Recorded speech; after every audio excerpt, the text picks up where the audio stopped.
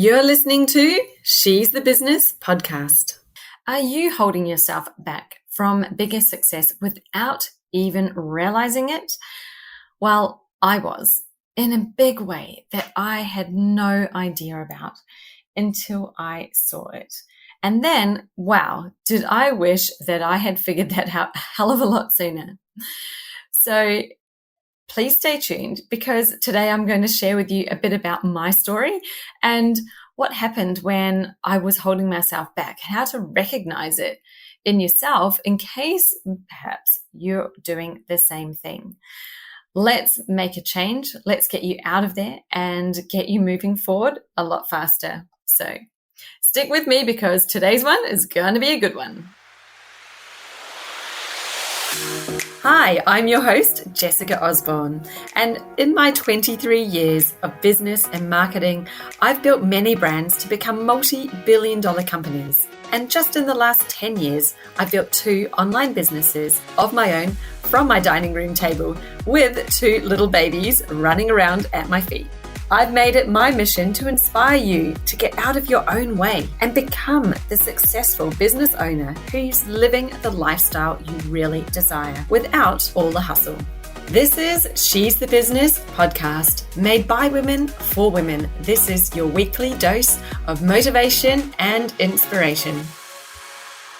It took me a good couple of years to realize that I had been holding myself back in my business, even though I was completely committed, totally determined to make it work. So today I wanted to share with you a bit about my story, because it might just help you. It might help you as well, especially if you can relate to any of my story. I had been working in a corporate job, we'll call it a 9 to 5, it was almost 20 years. Say it was about 15 years. And before kids, I thought that the career was what I wanted.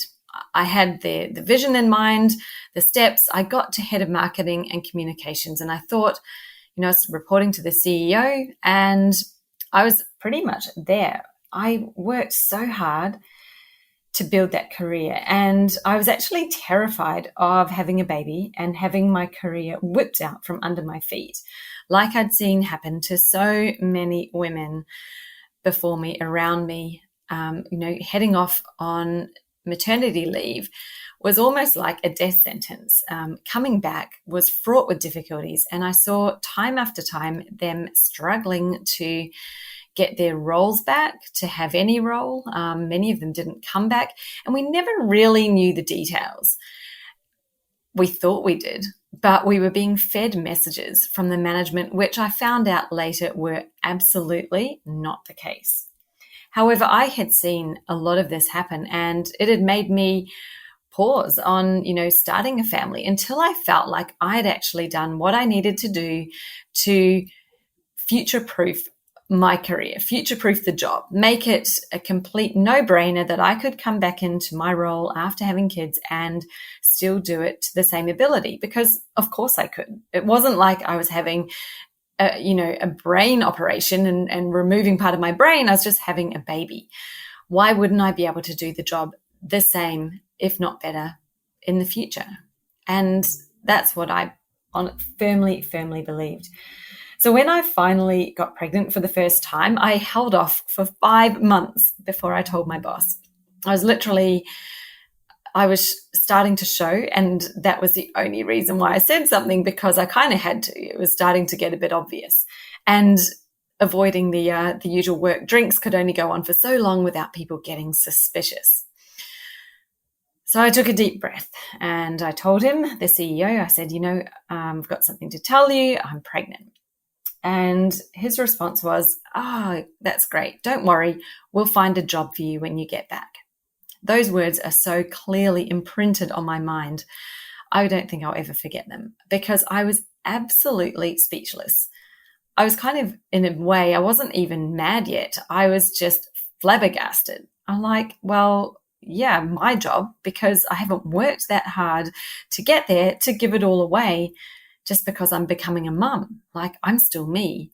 It's not changing me. And he said, well, you're going to have different priorities, and just dismissed me.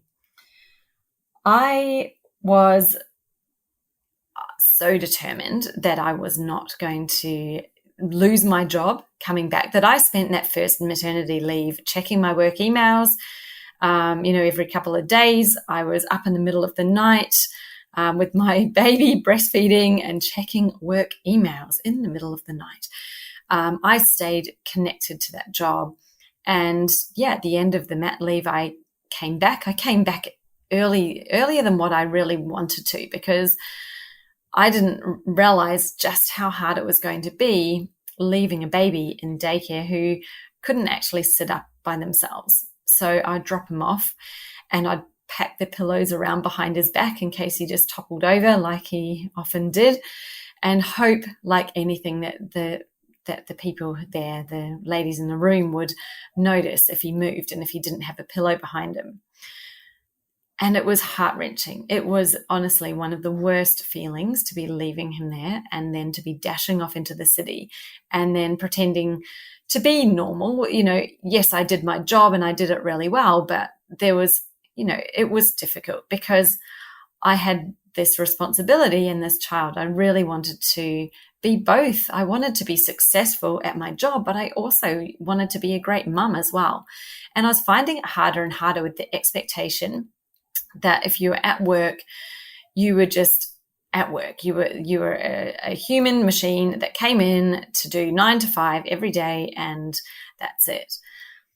I worked 4 days a week at that time, but I was paid part-time and doing my full-time job in that time. And I was even earning more, making more money for the company. The results were high. My team was performing really well.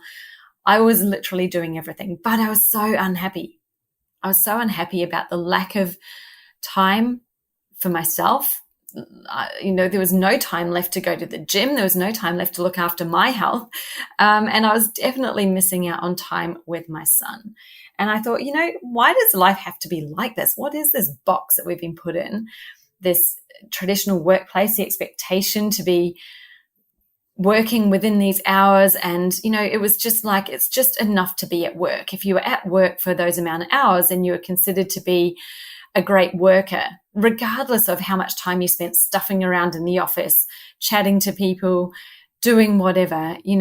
I would see people in there for hours and hours who are producing hardly anything, whereas I was so keen to get out of there and spend time with my son. I didn't take lunch breaks. I flogged myself in the hours I was at work. I just churned it out. I was super, super productive because I was very focused. However, that wasn't clearly enough for the company. And it got to the point where I was feeling like I was just a puppet in a role. And I think the final straw broke for me when, as head of marketing, I wasn't consulted when they were deciding to create a new brand. That just showed me that, this train had sailed and I wasn't where I needed to be anymore, because I wasn't able to even have any kind of impact if I wasn't able to do my job properly. So when I got pregnant with baby number 2, I decided that I was going to start a business that was going to give me the lifestyle that I wanted, to be able to work when I wanted, to be able to live where I wanted, to be a great mum and to be successful, fulfilled, achieve great things. I really 100% believed in having it all. And I was very, very determined that I was going to actually do it, step out there and do it. I wanted to go to the gym. I wanted to have fun and travel as well. I love traveling. So I believed it was possible. But the thing is, I kept one foot in the other camp because I didn't resign.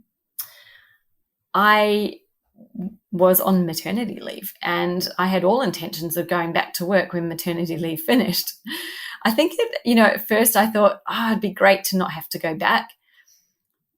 But I didn't really believe that it was possible. So I held on to that security blanket and that was there. So when maternity leave finished, I went back to my job. Then I got presented with a decision that really forced me to make a choice, because it wasn't really any decision that anyone would like to make. Take a demotion or leave, which for me meant, actually really go for it in your business. So I guess you can choose what I chose. I said, right, that's it. This is the sign. I'm going to actually commit to my business and jump into it with both feet and really have a good go at it. So I did. But you know what? I still hadn't let go of plan B. I still in the back of my mind thought, if this doesn't work out, I can just get another job. I can just go back to corporate. I can easily get a multiple six-figure job and step straight back into it. I knew that I could do that. I kind of had this as a security blanket. And while I thought, well, that's me being smart, that's me mitigating risk and what have you, it's kind of like really detrimental to be thinking, well, here I am wanting a business, wanting to do business as my only thing, and knowing and thinking and believing that I can have a flexible lifestyle as a business owner, much better than I could ever have as an employee. Yet here I am with one foot back in plan B, one foot still thinking, well, it might not work out. So I've just got this in the background that I can go back to. And while I believed that, it stopped me, that little bit of doubt, the doubt that it would actually work, it stopped me from leaning in properly. It stopped me from having the courage to really niche in the way that I knew I needed to. I avoided it because I was really focused on the numbers. I was focused on getting to a certain number in my business that would then prove to me that it was viable. It stopped me having the courage to price. So the crazy thing was, I knew that I wanted to replace my corporate salary in my job. But here I was with that little bit of doubt, and then not being able to price my services in a way that meant I could earn that six-figure salary in the part-time hours. So that makes no sense now when I look back at it. But at the time, here I was thinking, well, that's what I've got to get to. And I've just got to get there to prove to myself that I can do it. It's crazy. And I had no courage in that first year or two to really invest in myself. I held back from investing in things that I knew could help me because I thought I could probably do it okay on my own, DIY it, choose the free option, choose the free for software. I knew I was smart. I knew I'd built businesses and brands before, and I was like, I can do this. I don't need help. And I think that's where I was really wrong, because it wasn't that I needed help in what to do, but I needed help in actually how I was thinking about my business. And while I was still holding on to plan B, I was holding myself back with a massive big foot on the brake, because I didn't lean in. I didn't do the things I needed to do. I avoided taking that step. And the moment that I realized this, and I invested in something that was scary for me. It was scary to think, okay, am I really doing this? Am I going to this level? And I thought, at that time, I said to myself, well, if this is what you want, this is the business, it can give you the life that you want more than anything else can. So why not? Why are you not leaning in? Why are you not taking the action that can help you get there? Why are you still dabbling around in the background, looking for, different solutions and kind of testing and trying and making these little incremental changes? Like, if you really want to get there, let's make a big leap forward. And I kind of realized that it wasn't going to happen on my own, because that little voice of fear also presents itself as logic. And it's hard not to listen to logic when your brain is just trying to protect you from what it thinks is a risk. So I did it. I took this big leap of faith. I went, right, I'm backing myself 100%. I'm doing it. And I did. And wow, I'm so glad I did that. It made the world of difference, because I was finally able to do those things that I'd even been avoiding, the things that I would have advised my own clients to do.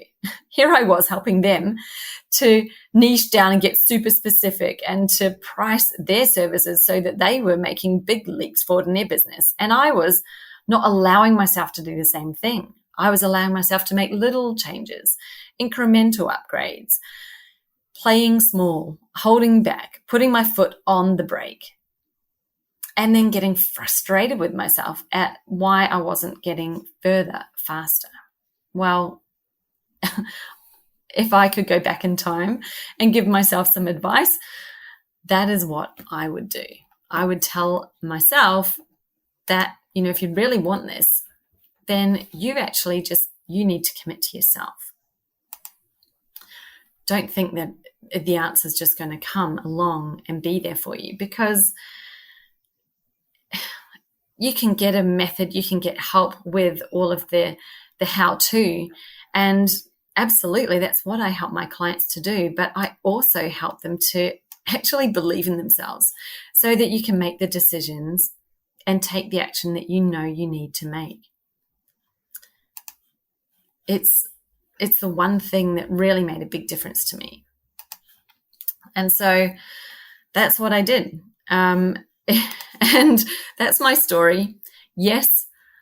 Are you holding yourself back without even realizing it? Maybe you might be. So are you thinking at the moment, well, I'll see if this works. If it doesn't work, I can always go back to my job. Well, are you in or are you not?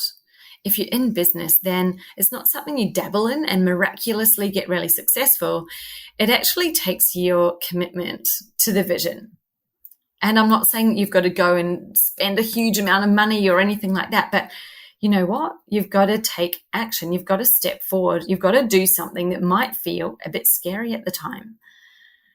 Make smart choices, not scared choices. And what I'm doing when I talk about that, because lots of people talk about getting out of your comfort zone, get out of your comfort zone.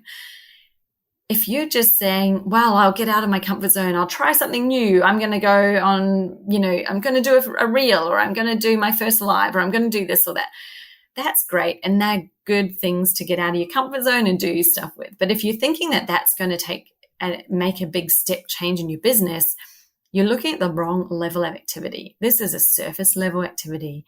What you need to do when you're actually wanting to create a big step change in your business is go back and make change in your strategy. That's what's behind the scenes.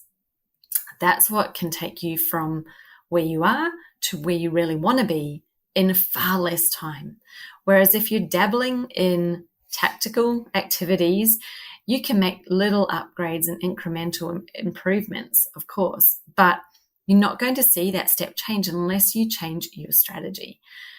It's what you can't see. It's what's behind the scenes. And it is without a doubt what those few who have really nailed the business outcome that they want, where we've got that lifestyle, the lifestyle where you can be working part-time hours, earning what you want to earn with no real ceiling on it, because you've done the steps in your strategy to be aligned for the right clients, to be able to price your services at the rate that can give you profitability. You think about it. If you've only got 20 hours to work in a week, well, then you're going to get there a lot faster by only needing to sign maybe 4 clients and have 4 clients at, 2,500 each to get to 10K rather than 100 clients at $100. It's so much easier when you think about it to zero in, raise yourself up, have a premium offering, and need less clients so that you can work less hours. Leave those ones who've got all the time, who've got all, they want to work 40, 50, 60 hours a week. Let them be in that high volume business of the low cost rate. Because when you're charging low value, then you need high volume to get to your goals. And I tell you that high volume is not the easy breezy way to have a successful, thriving business. That's a long, hard way. I learned that the hard way. I'd love it if you didn't learn it the hard way. If you could take a bit about my story and think, wow, yes, I can completely see how that is different. And I'd love to help you create your strategy for success within the hours that you want to work. Whether it's 10, 20, 30 hours a week, you can have still an unlimited earning potential on your business. Now, wouldn't that be nice?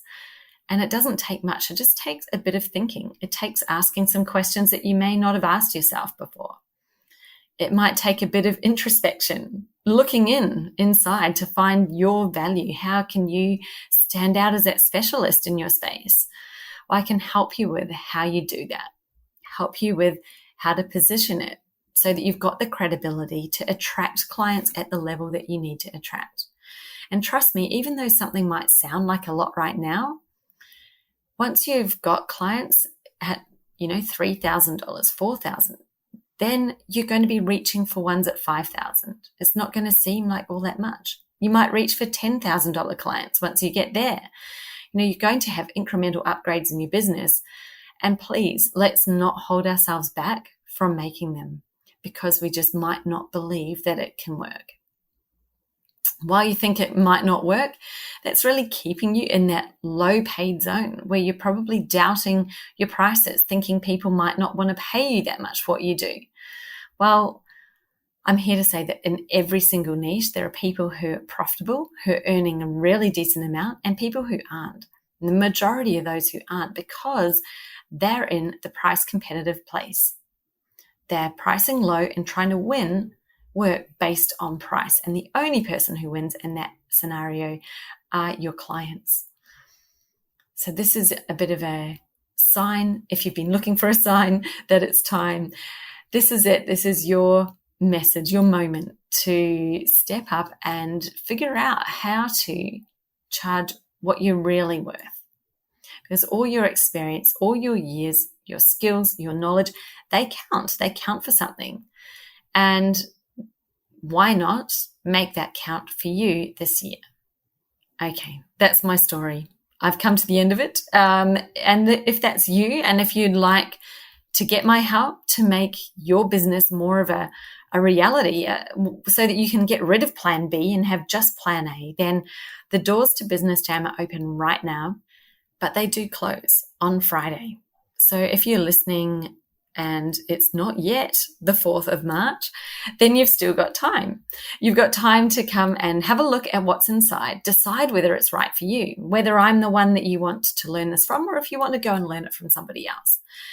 That's up to you. That's a choice that you can make. But I'd hope that today's story has brought you something, brought you some perspective, maybe a different way of looking at it, and that it can help you in 2022. So come along to jessicaosborne.com/businessjam to find out more about the Business Jam program.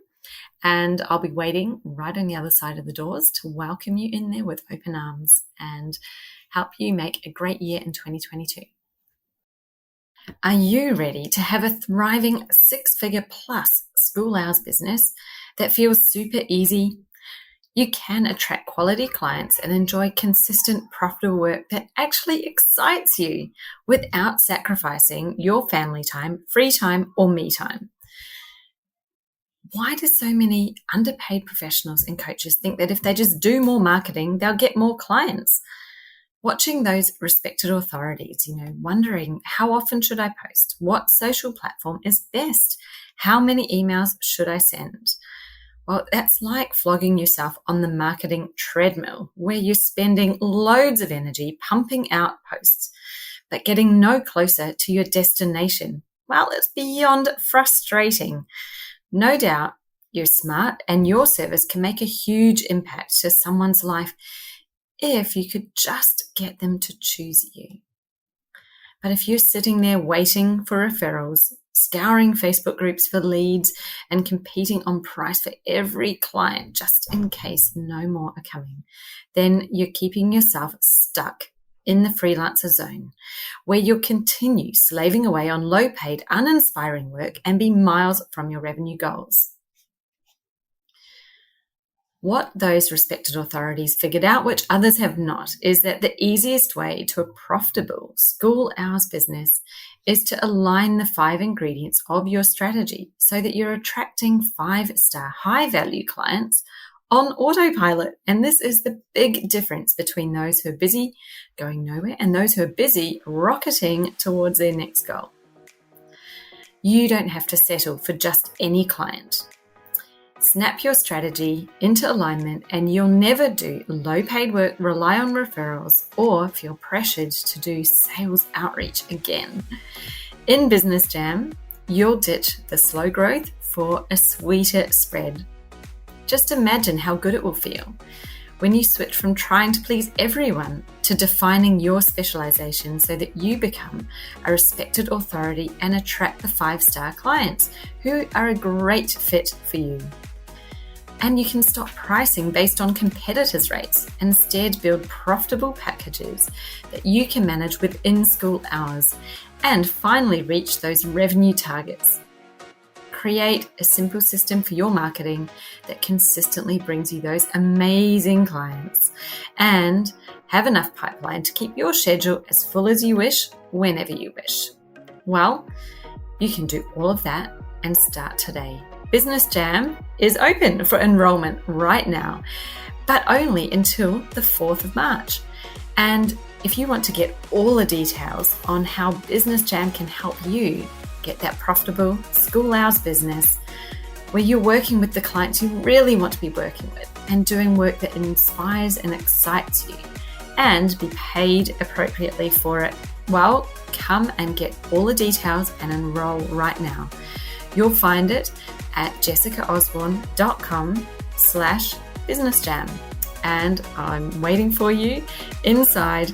Join me as a VIP or join me on the independent study option, and let's make your year in 2022 the one to remember, the one where you finally make that transformational change and reach your next level. Let's do it.